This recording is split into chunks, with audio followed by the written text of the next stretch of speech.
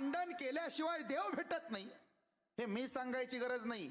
महाराष्ट्रातले संत आमचे देवाबरोबर भांडत होते. आणि खरं सांगू, देवाबरोबर भांडायला सुद्धा आधी परमार्थ पोषक असावा लागतो.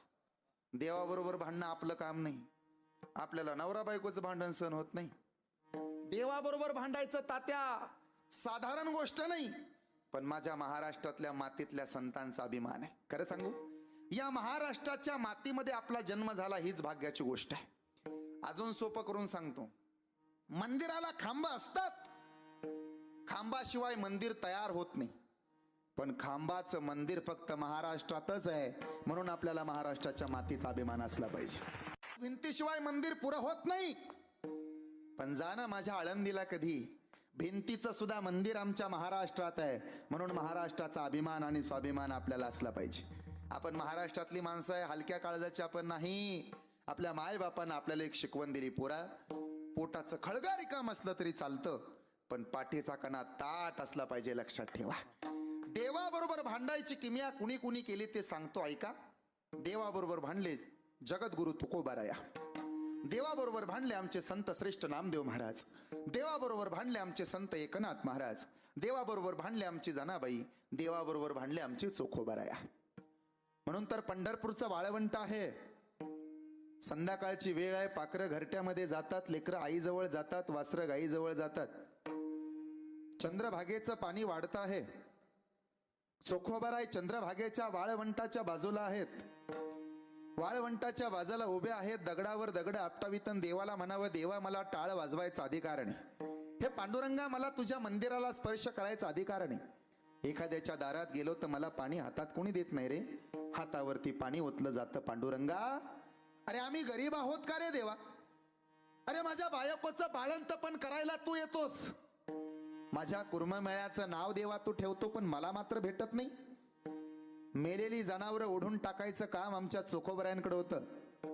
एखाद्याच्या दारातलं जनावर मेलं की त्याच्या दारात जावं, दोरीला जनावर बांधावं आणि पाठीला जनावर ते बांधून ओढत ओढत चंद्रभागेच्या वाळवंटाच्या पलीकडे नेऊन पुरून टाकावं.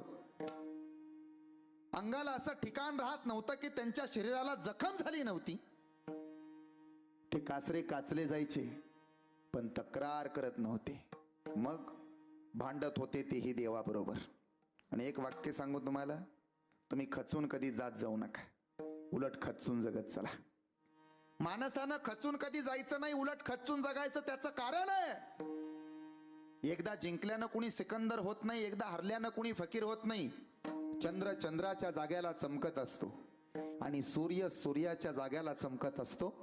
चंद्रानं सूर्याशी स्पर्धा कधी करायची नाही आणि सूर्यानं सुद्धा चंद्राबरोबर बरोबरी करायची भाषा कधी करायची नाही. त्याचं कारण असं आहे, चंद्रही चमकणार आहेच, सूर्य सुद्धा चमकणार आहेच, फक्त आपापली वेळ यावी लागते, एवढं लक्षात राहू द्या. आपली वेळ आली की आपण चमकतो. 5,000च्या साडीला किंमत उरली नाही महिला मंडळ, पण 5 रुपयाच्या मास्कला चांगले दिवस आलेत. डबल मास्क, डबल वॅक्सिन आणि मग डबल सीट, नाही तर घे गाडी साईडला आणि फाड पावते आधी. दिवस प्रत्येकाचे येतात, फक्त वाट बघायला शिका. अरे दिवस आहे म्हणजे एक ना एक दिवस रात्र होणार आहे, रात्र आहे म्हणजे एक ना एक दिवस दिवस उगवणार, अंधार आहे म्हणजे प्रकाश, आणि प्रकाश आहे म्हणजे एक दिवस अंधार होणार. एकदा वाटेनं चालताना चढ आहे म्हणजे एक ना एक दिवस उतार येणार. आणि माझं असं सांगणं आहे, ज्याला वाटतं आपल्या आयुष्यात आपली प्रगती व्हावी त्याने माझे मूल मंत्र लक्षात ठेवा.